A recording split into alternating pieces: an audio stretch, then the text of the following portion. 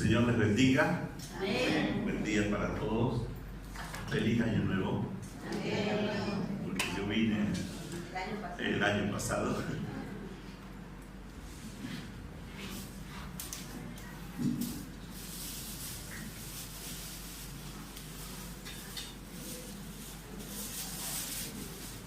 Bueno.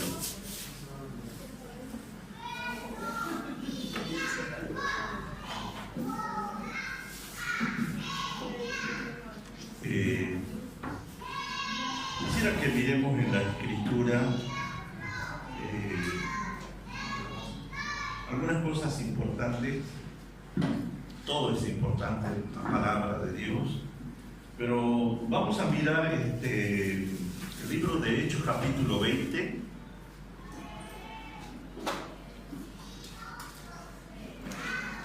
Usted sabe que la Biblia es un libro profético. 27% de la escritura es profecía pura, y en la vida diaria nos movemos de acuerdo a la palabra que el Señor nos ha entregado, nos ha revelado, y Dios ha dado dones y ministerios proféticos junto con los otros ministerios, y porque lo ha creído conveniente. Entonces, en una parte vamos a mirar la profecía bíblica, que es también importante que nosotros la sepamos administrar, así como la profecía personal, la que nos interesa. Todo ser humano le interesa qué es lo que va a pasar en el futuro, qué viene, o qué Dios quiere. También nos preguntamos cuál es mi ministerio, cuál es el don, cuál es el lugar, todas las cosas para acontecer. Miramos lo que sucede en la sociedad, en las naciones, en las instituciones, y entonces hay un anhelo, y Dios, conociendo el anhelo de su creación, nos ha entregado también no para calmar la ansiedad, sino para tener una paz y una claridad. También nos ha entregado la profecía bíblica, la que está en la Escritura, y vamos a ver eso en la segunda parte. En el libro de Hechos capítulo 20, en el versículo 20, el apóstol Pablo, sabemos que este capítulo habla a los ancianos de Éfeso, que los reunió para hablarles, para darle unas últimas instrucciones, porque después ya no lo iban a ver, y porque él por 3 años había enseñado la palabra, había instruido, había capacitado, había transferido todo lo que Dios le había dado, no se había guardado nada. Y dice el versículo 20 del capítulo 20: y como nada que fuese útil he rehuido anunciaros y enseñaros públicamente y por las casas. Entonces Pablo claramente aquí está diciendo: yo les he enseñado toda la palabra de Dios, les he dado todo el consejo de Dios. Dice, vamos a leer otro versículo, dice: todo lo que fuere útil no he rehuido el anunciaros y enseñaros públicamente y por las casas. Y la palabra rehuido también tiene sus sinónimos de no le esquivó a los temas, no eludió temas, no escapó de controversias o de plantear situaciones que se suscitaban en ese aspecto. De acuerdo, entendamos que había una transferencia del antiguo pacto al nuevo pacto y surgían muchas preguntas, o los grupos gentiles venían con todo un bagaje de conocimiento de filosofía helenística, griega. Entonces tenían sus cuestionamientos, muchos venían de ser idólatras de muchos ídolos, y entonces hacía su planteamiento, y Pablo no esquivó las cosas, no las dejó para después, sino que las planteó. Y en el verso 27 también dice: porque no he rehuido anunciaros todo el consejo de Dios. Pablo les reveló todo lo que Dios le mostró a él y todo lo que decían en las Escrituras. En ese momento se manejaban con el Antiguo Testamento y con la transmisión oral de los apóstoles, ¿no es cierto? Recién empezaban a circular algunas cartas, y estas son, esto es lo que Lucas está narrando, ¿no es cierto? Y todo el consejo de Dios es lo que Pablo le presentó, y es lo que en las diferentes versiones dice. Por ejemplo, en el versículo 27, no les escondí nada de toda la verdad de Dios, dice la versión actual. No les oculté ninguna cosa, dice la Biblia textual. Se lo expuso y se lo entregó. Y se lo entregó a gente capaz para enseñar a otras personas, porque le estaba hablando al liderazgo que había enseñado a las iglesias y en las casas en forma general. Y quisiera que vamos entonces con este concepto de que Pablo no ocultó nada, sino que dio todo el consejo. Vamos a ver algunas de las cosas que Pablo enseñó en 1 Corintios capítulo 3. 1 Corintios capítulo 3.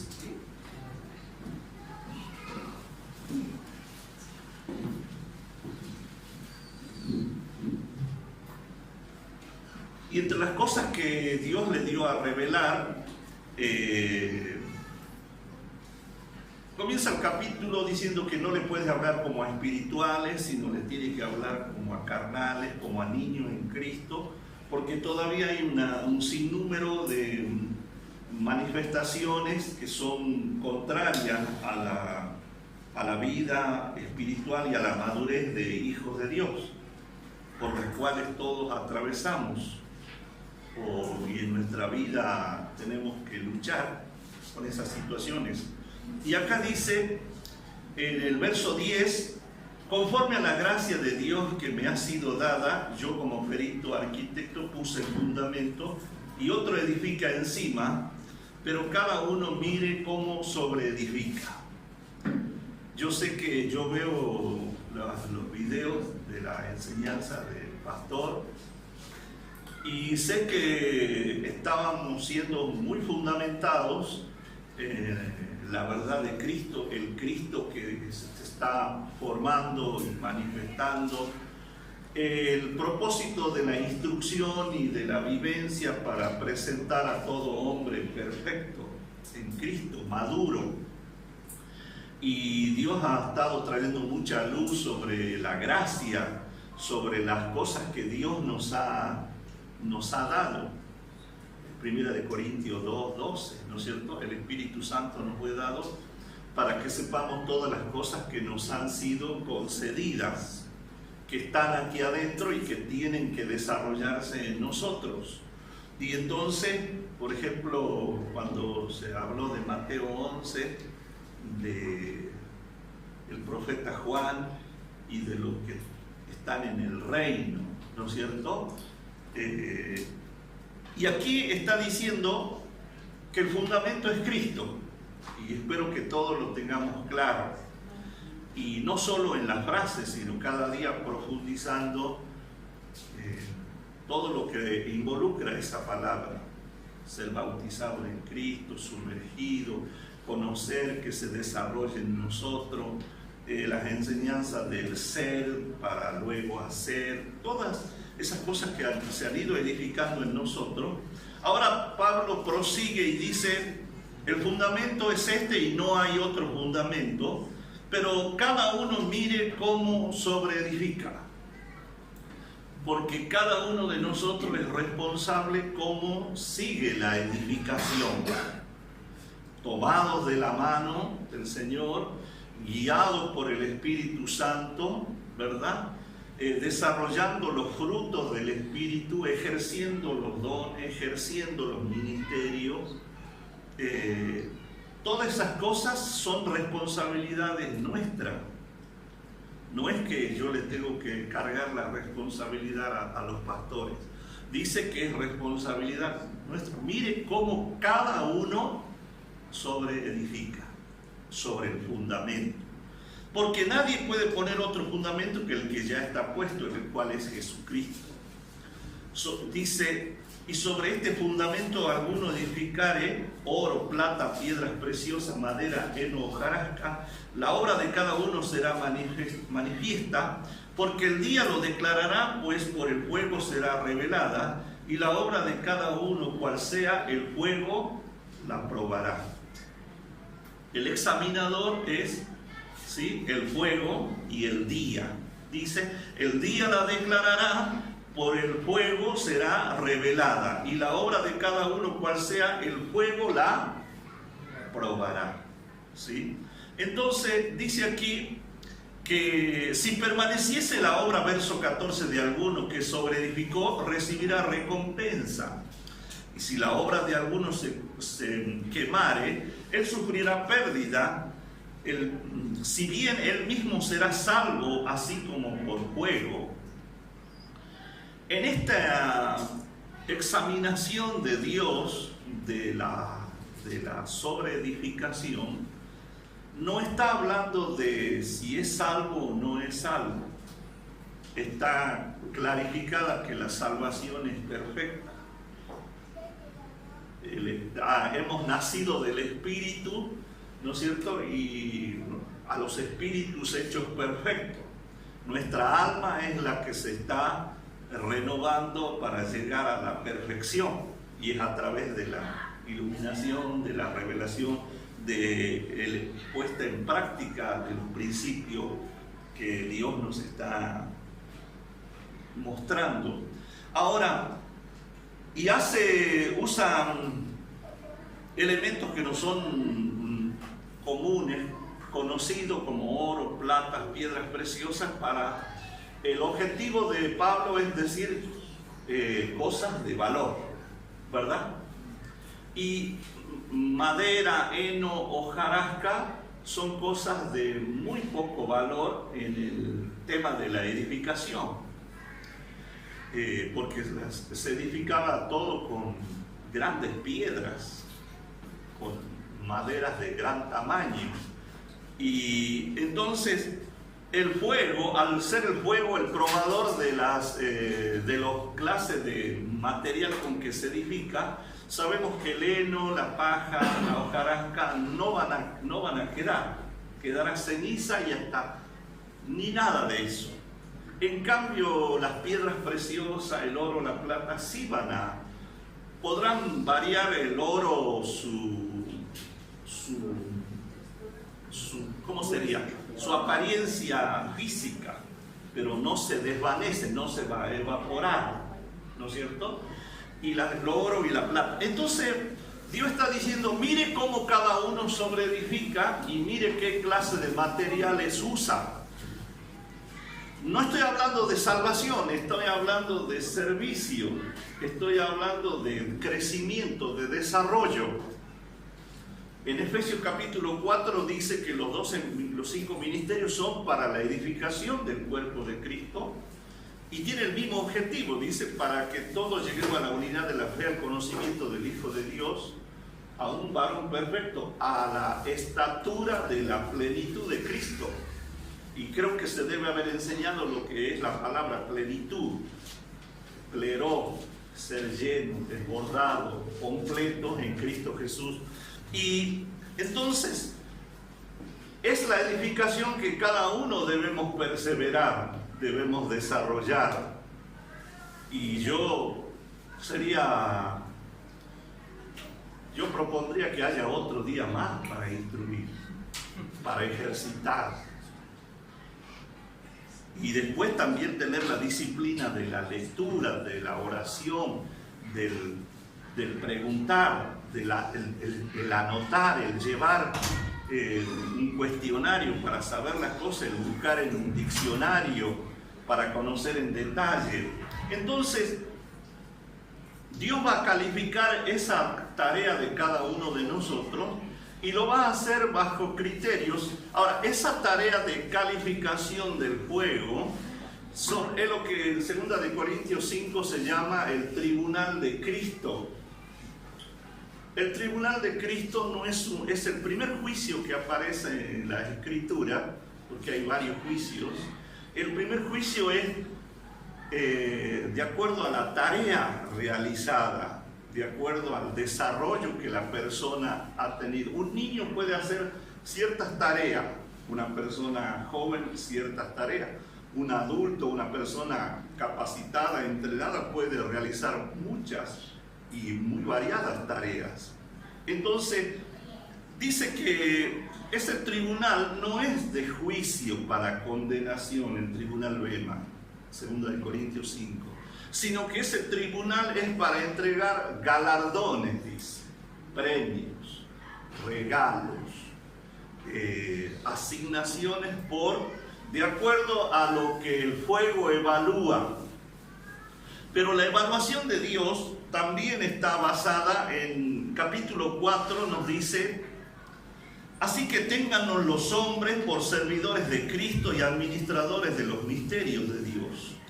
Ahora bien, se requiere de los administradores que cada uno sea hallado fiel. Fíjese que es sumamente importante para Dios y para los pastores el tema de fiel. No dice el de mente más brillante, no dice otras cualidades, dice fiel.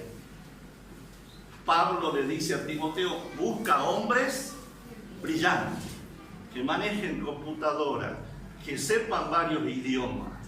No, fiel, dice. Y dice en el Antiguo Testamento de Moisés que fue fiel en toda su casa, porque es el mismo sentido, la misma clave que Dios busca en las personas, fiel.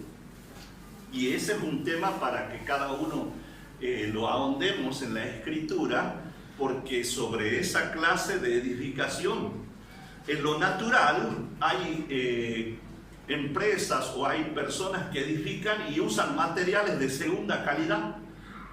¿Usted ha escuchado? Y de tercera calidad.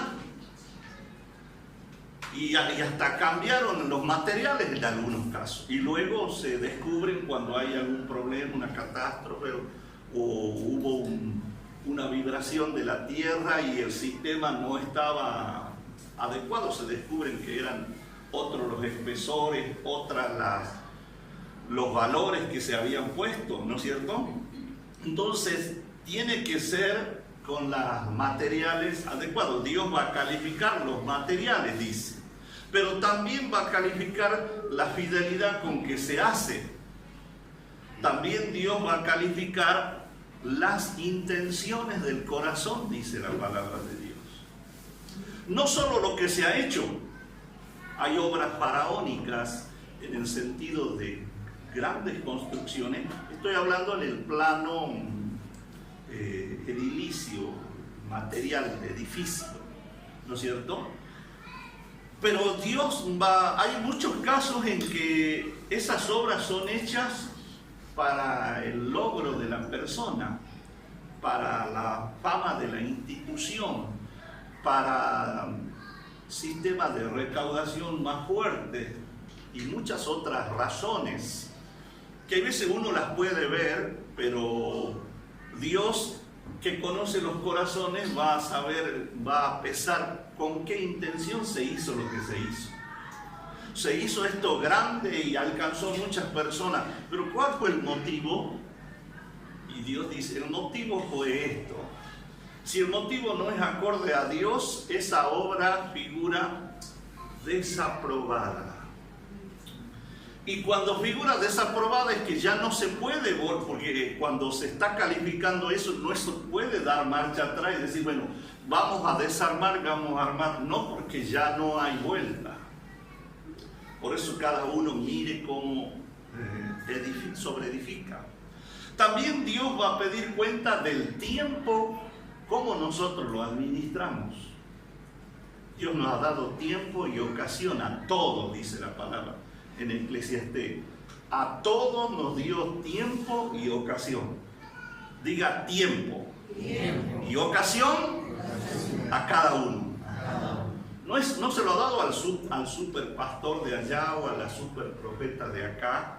No, dice que a todos. Entonces usted tiene que anotarse en el asunto. También Dios va a calificar qué hemos hecho con los recursos que Dios nos ha dado. Si Dios a usted le ha dado para administrar $10,000, sobre eso va a rendir. Y si Dios le dio 1.000.000 y ¿qué hizo con el 1.000.000? Dios le va a pedir cuenta, porque somos administradores. En la versión antigua, Reina Valera del 1600, dice mayordomos. Y también acá dice que somos mayordomos. O sea, administramos los bienes de otro. El mayordomo administra los bienes de su jefe, de su amo. No son suyos. Nosotros somos administradores de las cosas de Dios. Y acá, hasta ahí le dejo el tema para que usted vea cómo sobreedifica y cuáles son los materiales que usa. ¿Sí? Dice aquí, capítulo 4, téngannos los hombres por servidores de Cristo y administradores o mayordomos de los misterios de Dios. Pablo está diciendo que 1 Corintios 4:1 es, ¿no? Dice que el apóstol está hablando a la iglesia que nosotros debemos saber administrar no solo dinero, no solo tiempo, sino los misterios de Dios. Ahí dice Pablo que ténganos por administradores de los misterios de Dios. Ahora, hay muchos misterios en la palabra de Dios.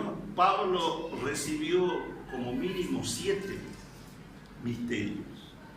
¿Y cómo voy a ser yo un fiel administrador? Porque dice el versículo 2, ahora bien, se requiere que el administrador o el mayordomo cada uno sea hallado. ¿Cómo voy a ser fiel administrador de lo que no sé que tengo que administrar? ¿Verdad?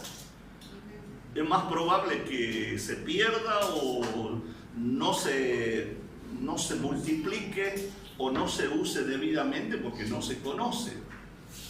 Entonces, ¿cuáles son los misterios? En Romanos 16, capítulo 16,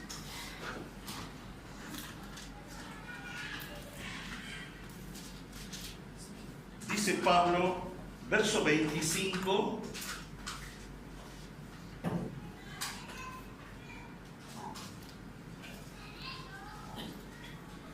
y al que puede confirmaros según mi evangelio y la predicación de Jesucristo, según la revelación del misterio que se ha mantenido oculto desde tiempos eternos, pero que ha sido manifestado ahora, y que por las escrituras de los profetas, según el mandamiento del Dios eterno, se ha dado a conocer a todas las gentes para que obedezcan a la fe. Amén. ¿Cuál es el que hay que obedecer a la fe? Es el misterio del evangelio, que se mantuvo oculto, que no lo conocía nadie. Pablo es el que recibe la revelación. Ninguno de los profetas del Antiguo, ninguna de las cartas del Antiguo lo mencionan. Es algo que está desde la eternidad, antes de la creación, pero que Dios se lo reservó. ¿Sí? como todos nosotros, siempre tenemos algún secreto y algo que no lo compartimos con nadie. Y es entre usted y Dios, ¿verdad? Por muy íntimo, por muy personal, de diferentes razones. Ahora, Dios no lo ha dejado en misterio. El misterio es algo que no se conoce, que no se sabe, que no está oculto, no se sabe dónde está, si hablamos de algún elemento físico. Pero esta es una revelación del plan de Dios.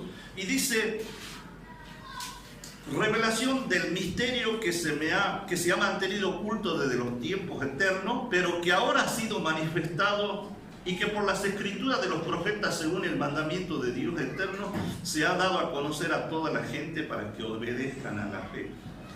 Es según mi evangelio, y es interesante estudiarlo porque el evangelio de Pablo no es igual al evangelio de los apóstoles. Porque el evangelio de los apóstoles, que lo recibieron del Señor Jesús, los evangelios, aunque están en el Nuevo Testamento, el 80% de su narración pertenecen al Antiguo Pacto. Porque narran cosas. ¿Cuándo se efectivizó el Nuevo Pacto? Seguro, al bebé me lo debe decir.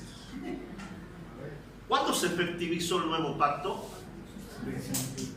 Isaac, ¿vos lo sabés? ¿Cuándo se efectivizó? ¿Alguno de ustedes brindó en la Navidad, Año Nuevo? ¿Chin hizo?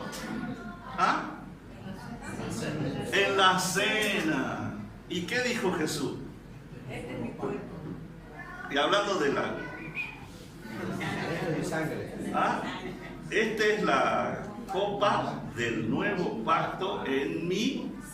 Bueno, ¿y cuándo se efectivizó eso?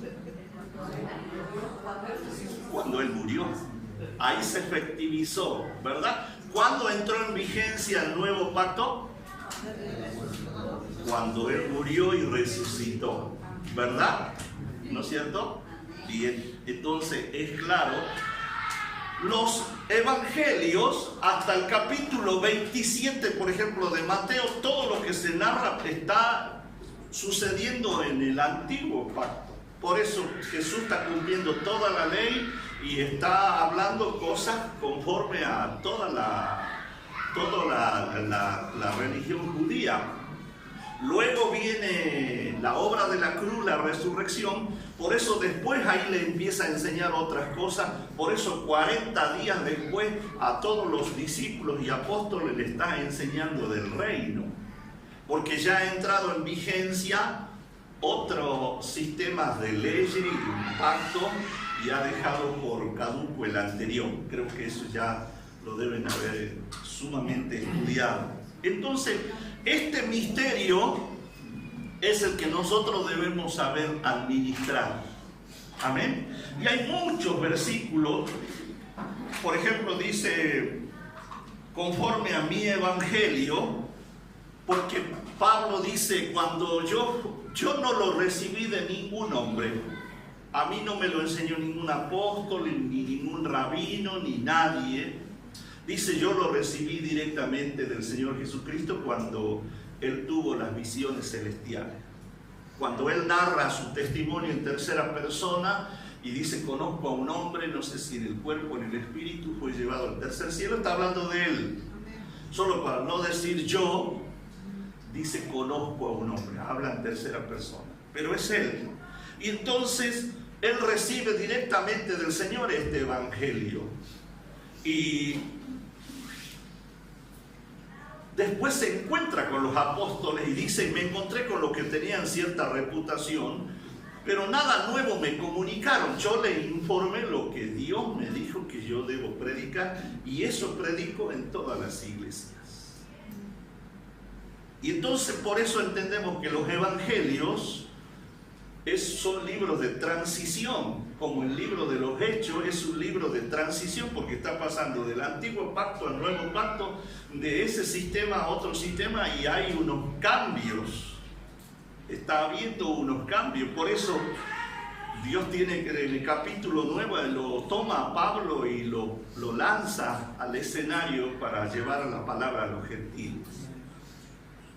Hasta ahí nomás vamos a decir. Colosenses 1:18.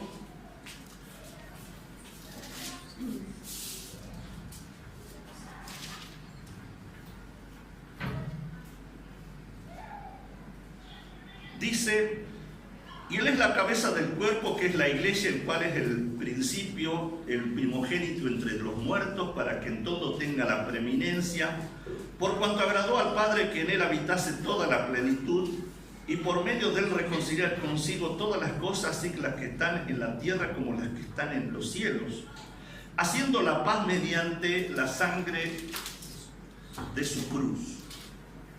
Y a vosotros también, que erais en otro tiempo extraños, enemigos en vuestra mente, haciendo malas obras, y ahora os ha reconciliado en su cuerpo de carne por medio de la muerte, para presentaros santos y sin mancha e irreprensibles delante de Él.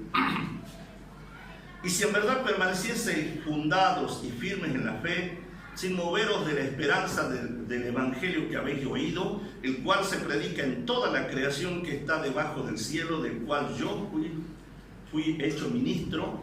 Ahora me gozo en lo que padezco por vosotros y cumplo en mi carne lo que falta de las aflicciones de Cristo por su cuerpo, que es la iglesia, de la cual fui hecho ministro según la administración de Dios que me fue dada para con vosotros, para que anuncie cumplidamente la palabra de Dios, el misterio que había estado oculto desde los siglos y edades, pero que ahora ha sido manifestado a los santos, a quienes Dios quiso dar a conocer las riquezas de la gloria de este misterio entre los gentiles, que es, ¿cuál es el misterio?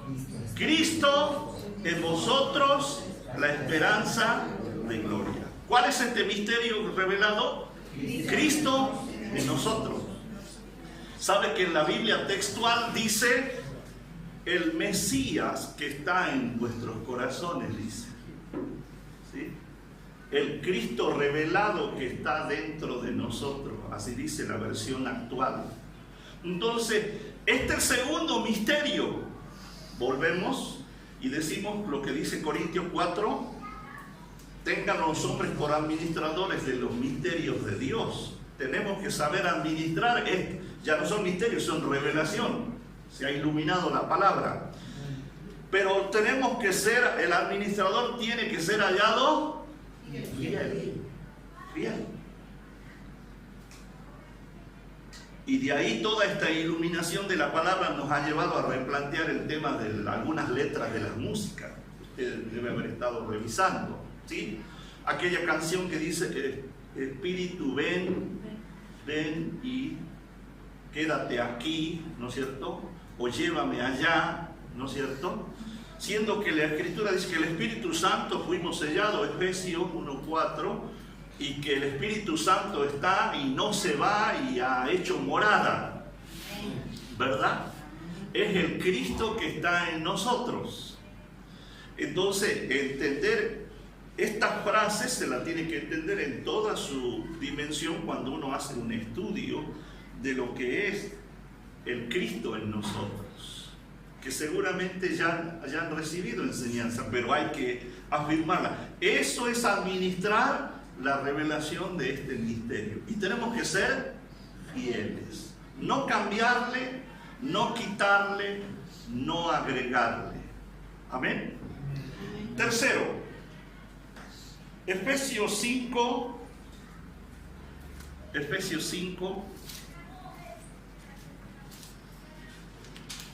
habla de otro misterio.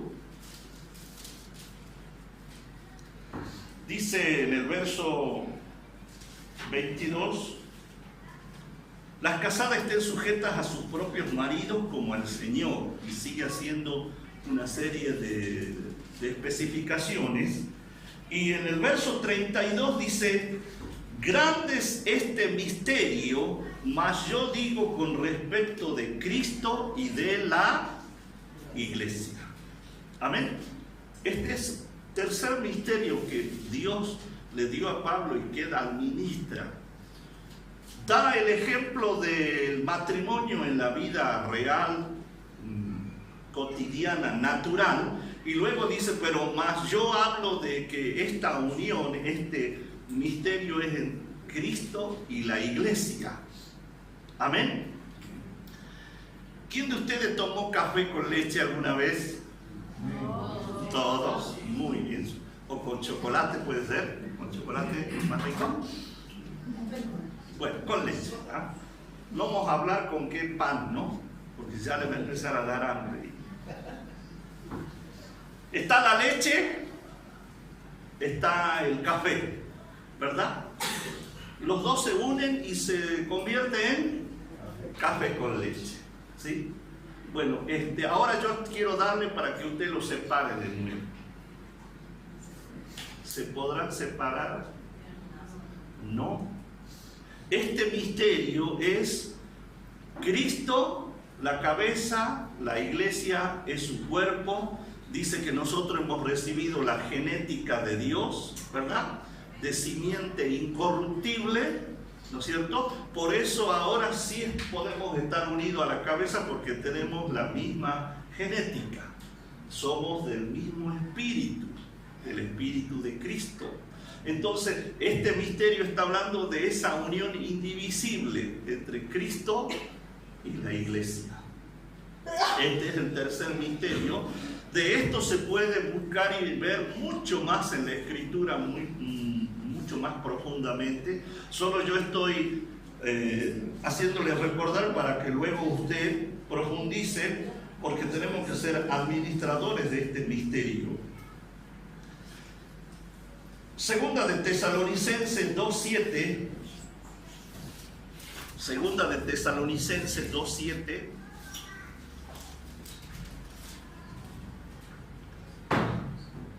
Porque ya está en acción el misterio de la iniquidad, solo que hay quien al presente lo detiene, hasta que él a su vez sea quitado de medio. Y entonces se manifestará aquel inicuo a quien el Señor matará con el espíritu de su boca y destruirá con el resplandor de su venida. Esto pertenece, parte de esto, a la profecía bíblica, escatológica. Ahora, ¿quién es este misterio? Ahora, sabemos que cuando estudiamos Apocalipsis, sabemos que el anticristo, ¿no es cierto?, es el espíritu contrario, es parte de la Trinidad satánica, ¿sí? Tenemos Padre, Hijo y Espíritu Santo, Dios Padre, nuestro Señor Jesucristo y el Espíritu Santo. En la Trinidad satánica está Satanás, el anticristo, que sería el reemplazo de Cristo, y el falso profeta sería el Espíritu Santo, ¿sí?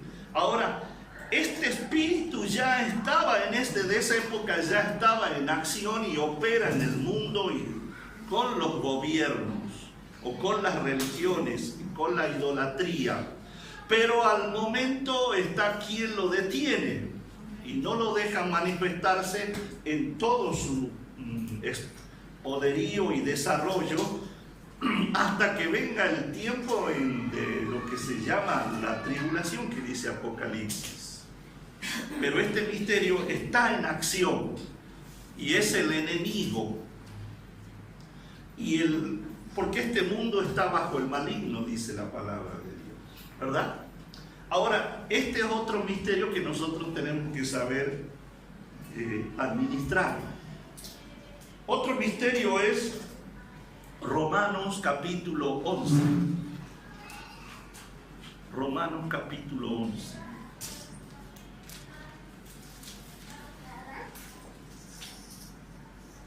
Romanos 11.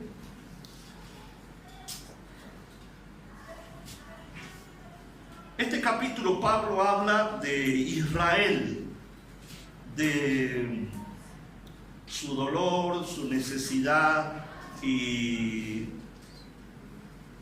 cómo Israel ha despreciado lo que Dios le ha presentado. Y no lo quiero leer todo porque es grande y ha pasado, gracias pastor, ahí me lo dejecito, ha pasado el mensaje al pueblo gentil. Pablo dice cuando iba a la sinagoga y predicaba y le rechazaron y les dijo: como vosotros os consideráis indignos de recibir este mensaje, nosotros nos vamos a predicarle a los gentiles.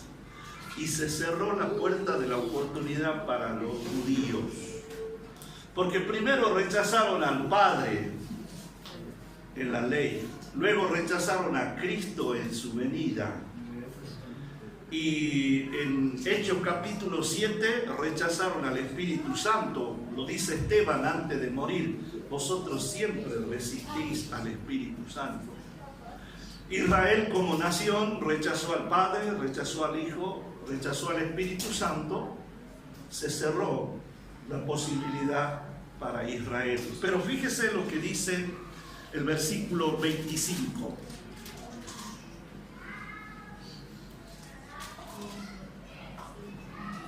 Porque no quiero, hermanos, que ignoréis este misterio,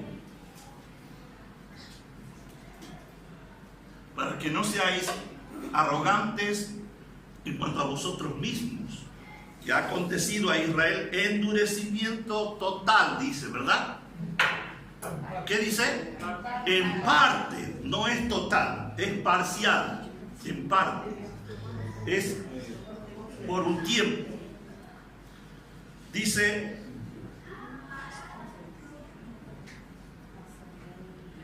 hasta que haya entrado la plenitud de los, verso 26, y luego todo Israel será salvo, como está escrito: vendrá de Sión el libertador que apartará de Jacob la impiedad. Este otro de los misterios que administra Pablo, y nos está diciendo, los gentiles, dice: no sean arrogantes, no sean orgullosos, porque había un grupo de personas que decían: no, ya están desechados, ya están fulminados, ya no hay más oportunidad.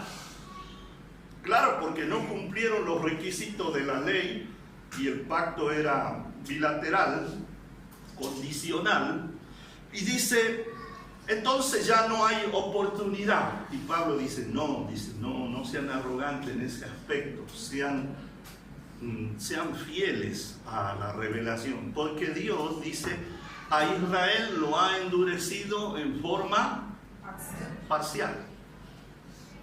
Y dice aquí: ¿y hasta cuándo será el endurecimiento de Israel? Hasta que haya entrado la plenitud de los gentiles. ¿A dónde será que tienen que entrar los gentiles? ¿A dónde? A la iglesia, al reino de Dios, a que Cristo gobierne en su corazón. Hay una cantidad de gentiles que deben salvarse. Ese número, ¿quién lo sabe? Solo el Padre. ¿Será que ya estará el número casi completo? No se sabe. ¿Faltará mucho? No se sabe. Pero es lo único que falta para que Israel entonces se termine o comience el proceso de ablandamiento del corazón duro, hasta que diga, dice el Señor Jesús dice: hasta que digáis: bendito el que viene. Y todos lo reconocerán y lamentarán y llorarán, porque lo habían despreciado, y lo van a aceptar y van a entrar en el nuevo pacto. Porque está profetizado por Jeremías, por Ezequiel, de que Dios va a hacer esa obra. Pero esa obra no se hace si no se reconoce a Cristo como Señor, ¿verdad? Nosotros ya lo estamos viviendo eso, ya está en nuestros corazones. Pero dice, este misterio es que entonces todo Israel será salvo, dice el versículo 26, y luego todo Israel será salvo, como está escrito: vendrá de Sión el libertador. Cuando dice todo Israel será salvo, está hablando a que el evangelio es predicado en toda la nación de Israel. No quiere decir que todas las personas van a recibir. Hay algunos judíos que son ateos, o contrarios, o idólatras, pero todos los que reciban el Evangelio, la predicación de la obra de Cristo, van a ser salvos a nivel a cómo nació. ¿Cómo nació? Ahora, este es uno de los misterios, ya, o sea, una cosa que Dios ha revelado. ¿Cuál es este misterio? Israel está duro como piedra, pero momentáneamente.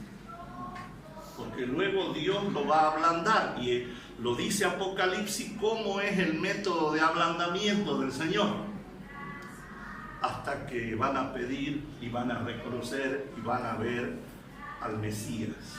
¿Sí? Bien. Y por último quisiera que miremos 1 de Corintios capítulo 15, séptimo misterio. Hay que conocerlos, hay que estudiarlos, hay que ejercitarlos para ser administradores fieles. 1 de Corintios capítulo 15, verso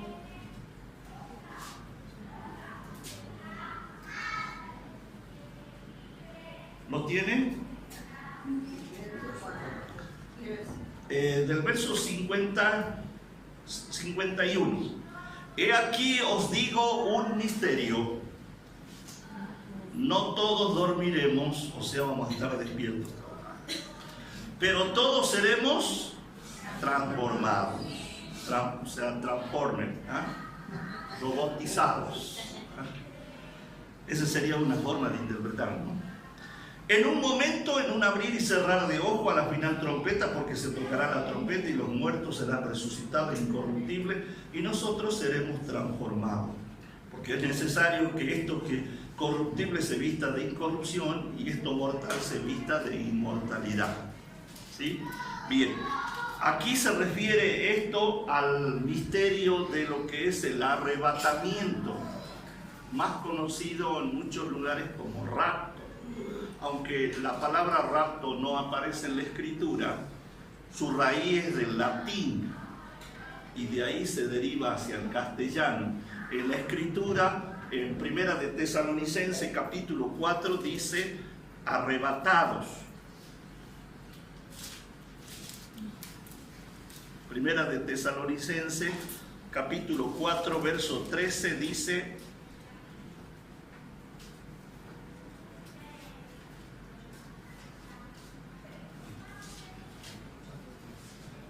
Tampoco, hermanos,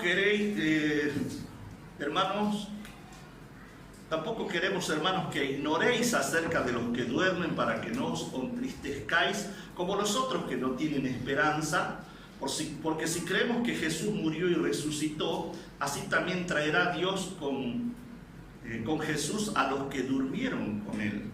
Por lo cual os decimos esto en palabra del Señor, que nosotros que vivimos, que habremos quedado hasta la venida del Señor, no precederemos a los que durmieron, porque el Señor mismo, con voz de mando, con voz de arcángel, con trompeta de Dios, descenderá del cielo, y los muertos en Cristo resucitarán primero. Luego nosotros, los que vivimos, los que hayamos quedado, seremos arrebatados juntamente con ellos en las nubes, para recibir al Señor en el aire, y así estaremos siempre con el Señor. Amén. Ahora, este es uno de los misterios y uno de los más controversiales a nivel teológico y escatológico. Hay una corriente de pensamiento que dice que no, y hay otra corriente de pensamiento que dice que sí, que es literal. El arrebatamiento, por ejemplo, en la Biblia hay muchos ejemplos de arrebatamiento. En la Escritura hay 7. Se lo menciona al pasar. El primer arrebatado llevado arriba al cielo es Enoc. El segundo arrebatado en el Antiguo es Elías. El tercer arrebatado al cielo es Cristo. ¿No fue llevado al cielo? ¿Verdad? El cuarto arrebatamiento, Pablo, fue arrebatado al tercer cielo, ¿verdad? El quinto arrebatamiento es el de la iglesia. Estoy hablando en forma cronológica. El sexto arrebatamiento son de los 144.000 que predican al pueblo judío. Y el séptimo arrebatamiento que la Biblia menciona son los 2 profetas que son resucitados y que son llevados al cielo. Son los 7 ejemplos que la Escritura da de arrebatar. ¿Cómo? Sí. En Apocalipsis, cuando sean los 3 años de tribulación, estos 2 profetas predicarán y con palabras y con juicio 1260 días, dice. Son 3 años y medio. Y es la época de la tribulación y dice que lo que ellos digan se cumplirá. Y aquellos que los ataquen queriéndolos destruir, con esa misma acción serán destruidos, dice. Hasta que el enemigo los mata y están 3 días sus cuerpos en la plaza, dice Apocalipsis. Y la gente se goza y dice que se mandan regalos y felicitaciones porque eran muy fuertes sus palabras de juicio. Y la corrupción era en extremo a nivel mundial, lo dice Apocalipsis. Pero dice que Dios ordena que los espíritus entren de nuevo en su cuerpo, se ponen de pie y ahí todo el mundo le tiembla la rodilla. Y son levantados y llevados al cielo. Son 7 arrebatamientos, ejemplos que hay en la palabra de Dios. Pastor, esos 2 profetas para mí, Elías y Moisés, estoy mal. ¿Quiénes son? Se da a entender que son ellos, pero la Escritura no lo dice. Yo no puedo decir lo que no dice la Escritura. Se sobreentiende que ¿por qué se supone? Porque uno de ellos hace descender fuego del cielo, como Elías. Y el otro hizo convertir el agua en sangre, como Moisés. Pero ese es por hacer un paralelismo deductivo. Sean o no ellos, o si sean los que sí van a ser judíos extraordinarios, en ese tiempo donde Dios está ablandando a Israel, no a la iglesia. Si tuviera cosa haríamos un gráfico, pero eso será para más de un rato. Eso será para después del break. Unos minutos más vamos a seguir, ¿sí? Hay muchos testimonios que nos hablan del rapto y después me gustaría hacer una gráfica para que nosotros podamos entender. Por ejemplo,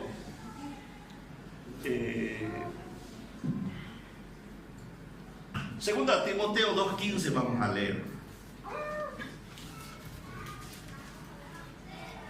Segunda de Timoteo 2:15.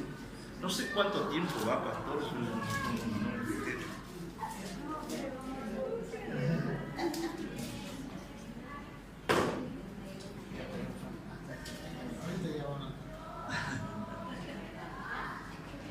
Procura con diligencia presentarte a Dios aprobado como obrero que no tiene de qué avergonzarse, que usa bien la palabra de verdad. En la versión antigua dice que traza bien la palabra. Y en otras versiones dice que usa de una manera fiel o fidedigna la palabra. ¿Sí? Cuando uno mira las Escrituras, por ejemplo, Daniel capítulo 9, versículo 24 al 27, que habla de las 70 semanas, Daniel está orando, ayunando y clamando a Dios por Israel y por el templo que está destruido. E hice oración, hice ayuno y confesé los pecados de la nación y clamaba a Dios cuando Dios le manda el ángel a traer la respuesta. He salido para darte porque tú eres muy amado, entiende pues la visión, porque es para aquellos días. Daniel estaba leyendo Jeremías capítulo 25, donde dice 70 años son las desolaciones de Israel. Y ya en el reloj de él ya estaban los 70 años. Entonces quería saber cuándo comenzaba la restauración. ¿Sabe por qué fueron 70 años? La Escritura lo dice. porque por cada día, cada año corresponde al año que ellos no dejaron descansar a la tierra. ¿Se acuerdan que tenían que trabajar 6 años y el 7º año hacerla descansar a la tierra? Bueno, ellos le dieron durísimo, como hacen todos lados ahora, ¿verdad? Bueno, Dios le llevó la cuenta. Y fueron 70 años que ellos tenían que haber dejado cada 6 años dejar descansar la tierra. No la dejaron descansar, entonces dicen, ahora van a descansar, la tierra va a descansar 70 años sí o sí. Y la hizo descansar porque lo llevó cautivo. La hizo. Pero cuando él pensaba que ya estaban cumplidos los 70 años, Dios le muestra, son 70 semanas de años. Y cada semana, 7 días corresponde a 7 años. Son 70 semanas, ¿cuánto sería? A ver, la profesora de matemática. 70 por 7. Anita, vos te pregunté.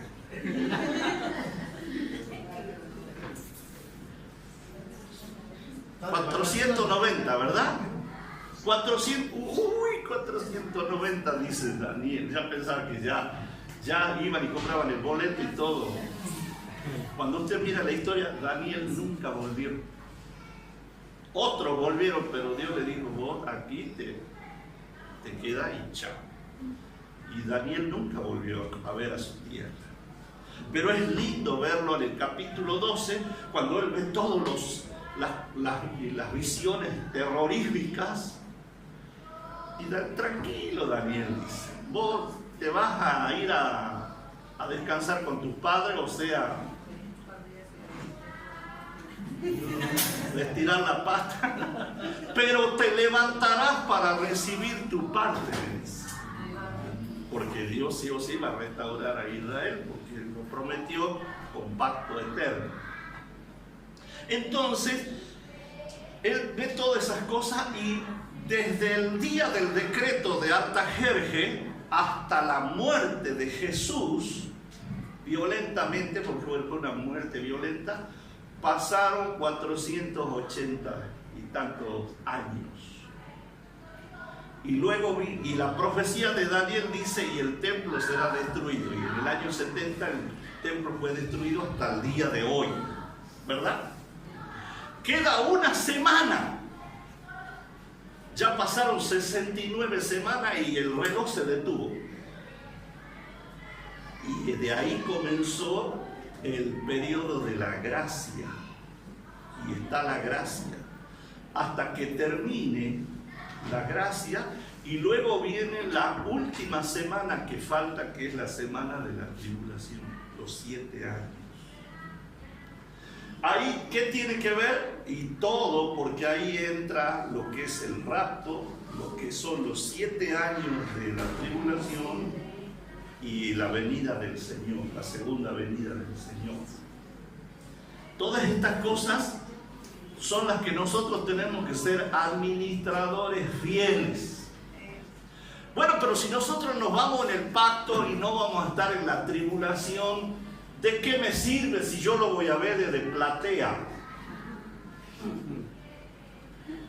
Pero Dios le quiere mostrar cómo Dios tiene el control de todas las cosas desde la eternidad y hasta la eternidad.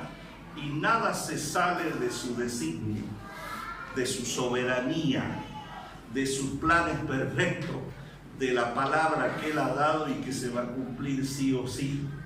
Quiera o no quiera, le guste o no le guste, esté o no esté de acuerdo quien sea. Y nosotros, como hijos de Dios, tenemos que conocer esas cosas. Estas cosas, quisiera que terminemos esta parte leyendo Primera de Tesalonicenses, que leímos sobre el rapto. Y mire lo que dice el versículo 18, que no lo hemos leído. Al recibir al Señor, y así estaremos para siempre con Él. Recibir al Señor en las nubes. Esa no es la segunda venida, ese solo viene a buscar a la iglesia. Versículo 18, y con esto vamos a terminar esta parte. Por tanto, alentaos los unos a los otros con estas palabras. Amén. Estas revelaciones que Dios ha dado de los misterios son para nuestro aliento, para nuestra alegría. Cuando Pablo enseña estas cosas, había algunas personas malvadas que habían dicho, ya el Señor vino y ya se lo llevó, así que se perdió el boleto y se quedó. Y además algunos decían, pucha, hay hermanos nuestros que ya han partido, ya han muerto, y ellos no van a ser parte. Entonces Pablo dice, tranquilo, les voy a decir otro misterio. ¿Sí? No todos dormiremos, pero todos seremos transformados. Primero, cuando Dios llame desde la nube con voz de mando, con trompeta, con voz de arcángel, los muertos resucitarán primero y recibirán cuerpos glorificados. ¿Cómo era el cuerpo glorificado? Y como el de Jesús. ¿Se acuerdan cuando entró a la habitación de los discípulos? La puerta cerrada. Ese cuerpo ya no estaba sujeto a las leyes físicas. Y dice que desapareció estando toda la habitación cerrada. Un pequeño destello para saber de eso.